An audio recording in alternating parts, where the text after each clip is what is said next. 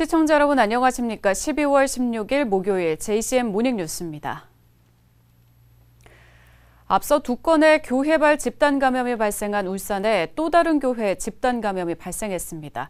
확진자가 급증하면서 상대적으로 여유가 있다고 판단했던 울산의 병상도 대비가 필요한 것이 아니냐는 의견이 나오고 있는데요.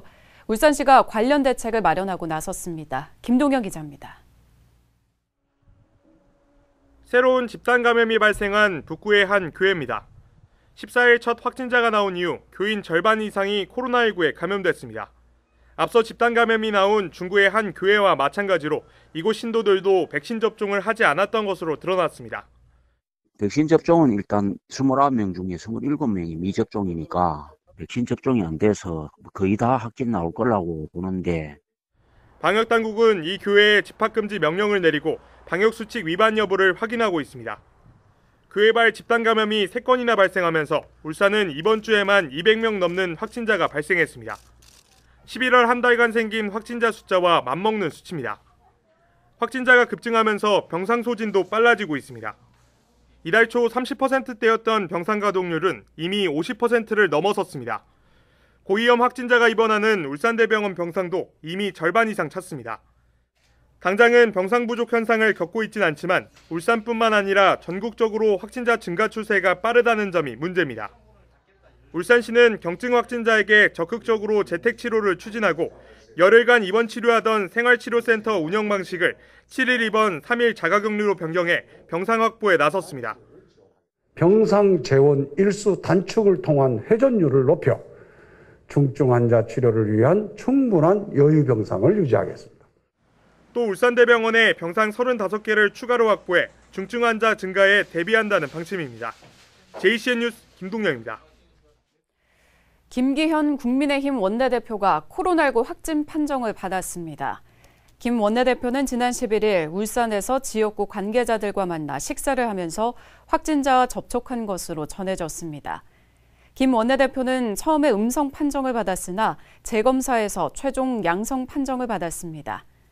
김 원내대표는 2차까지 백신 접종을 완료한 것으로 알려졌습니다.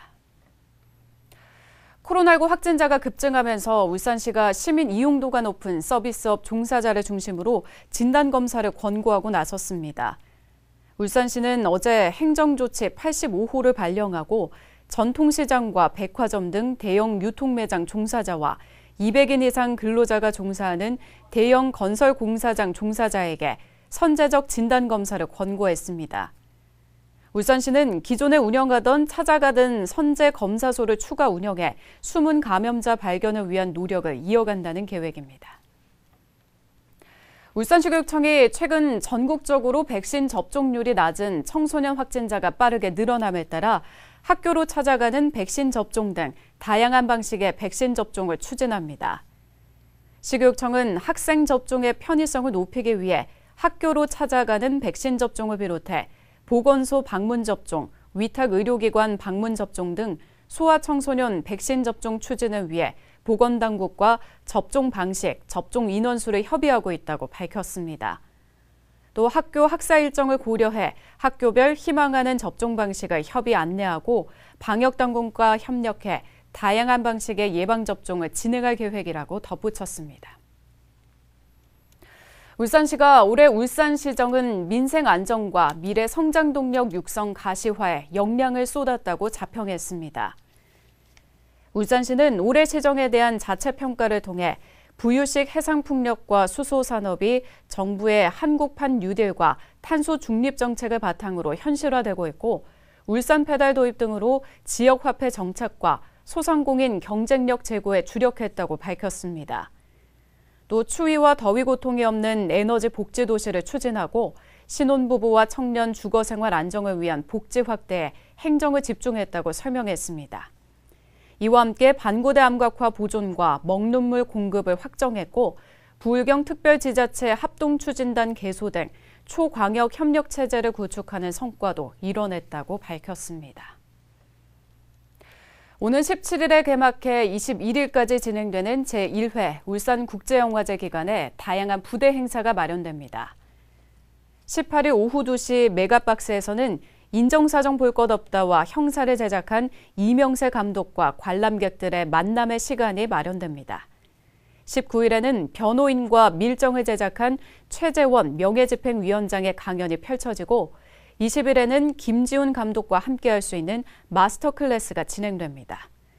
또 18일과 19일 메가박스 일대에서는 분장 체험과 사진 촬영을 즐길 수 있는 시내 플레이존도 마련됩니다. 울산 석유화학단지 내 대형 유류 저장 탱크의 화재를 조기에 진압할 수 있는 대용량포 방사 시스템이 전국 최초로 구축됐습니다.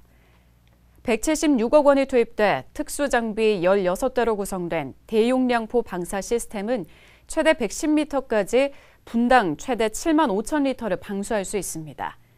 소방본부는 또 고층 건축물 화재에 대응이 가능한 70m급 굴절 차량도 배치했습니다.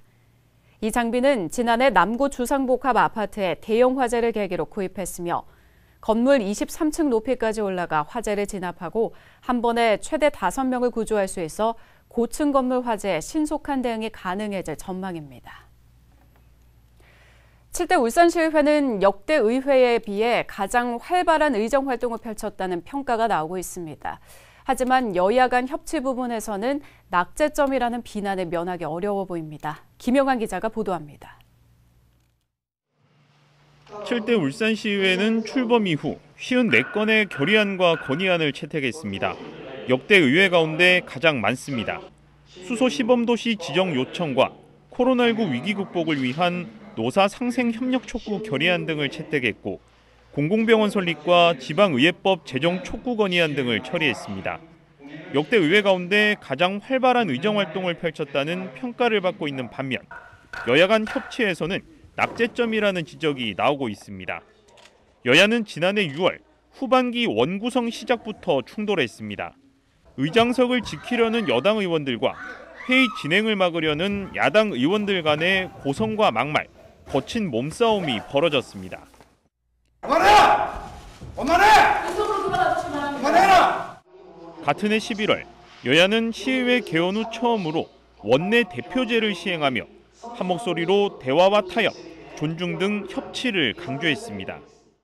여야가 각 당의 정체성을 존중하고 우리 시민들이 주인될 수 있는 정책으로 필요에 따라 수시로 만나서 대화와 타협을 통한 협치를 합시다. 하지만 본회의장은 1년 만에 다시 거친 몸싸움 현장으로 되돌아갔습니다. 행정사무조사 특위를 두고 빚어진 갈등은 여야 서로 간 의원 사퇴 카드까지 꺼내들며 극으로 치닫고 있습니다. 막가파식 행동을 보이고 이를 말리는 여성 의원들을 위협한 고호건 의원은 공개 사과하고 의원직에서 사퇴하라. 회의 규칙을 어기면서 어안상정 강행한 박병석 의장은 사퇴하라. 울산시의회 여야가 보이고 있는 협치 실종 행태에 시민들의 우려와 실망감이 커지고 있습니다. JCN 뉴스 김용환입니다. 더불어민주당 울산시당 선거대책위원회는 어제 기자회견을 열고 대선 승리를 위해 적극 나서겠다고 밝혔습니다. 민주당 선대위는 시민들의 다양한 이해와 요구를 수렴하고 대안을 마련하겠다며 이를 위해 현장으로 들어가 시민들의 목소리를 경청하겠다고 말했습니다. 민주당 선대위는 현장의 목소리와 요구안을 민주정부 4기의 정책으로 반영하고 실현시켜 나갈 계획이라고 덧붙였습니다. 권명호 국민의힘 울산시당 위원장이 어제 취임 인사차 JCN 울산중앙방송을 방문했습니다. 이 자리에서 권 위원장은 정권 교체가 절체절명의 과제라며 내년 대선과 지방선거 승리를 위해 당력을 집중하겠다고 밝혔습니다. 또 윤석열 대선 후보의 울산 방문 일정에 맞춰 울산 선대위를 출범할 계획이라고 밝히고 총괄 선대위원장은 김기현 원내대표가 맡고 현역 국회의원들과 당협위원장 그리고 울산시장 선거 후보군들로 공동선대위원장단을 꾸리는 방안을 구상하고 있다고 말했습니다. 국민의힘 조직부총장이자 중앙선대위 조직본부장을 맡고 있는 박성민 국회의원이 전국 원외 당협 방문을 시작했습니다. 박 의원은 어제 서울 강서구 을과 양천구 을, 구로구 갑과 금천구 당협을 차례로 방문해 당협 조직과 활동, 건의사항 등을 청취했습니다. 박 의원은 원외 당협 방문은 격려 차원인 동시에 조직 강화를 위한 목적이 크다며 당원들의 애로사항과 건의사항을 듣고 개선하는 데 힘쓰겠다고 밝혔습니다. 신임 울산경찰청장에 김광호 경찰청 사이버수사국장이 내정됐습니다. 울산 출신인 김 내정자는 학성고등학교와 서울대학교를 졸업하고 행정고시에 합격해 2004년 경정특채로 경찰에 입문한 이후 2011년 울산청 보안과장과 홍보담당관, 2020년 경찰청 대변인 등을 거쳤습니다. 한편 유진규 울산경찰청장은 치안 정감으로 승진해 인천경찰청장으로 발령났습니다. 내년에도 울산 아파트 값이 오를 것이라는 전망이 나왔습니다. 주택산업연구원은 2022년 주택시장은 매매와 전월세 시장의 수급 불균형 분위기 속에서 가격 상승 추세가 지속될 것이라고 밝혔습니다.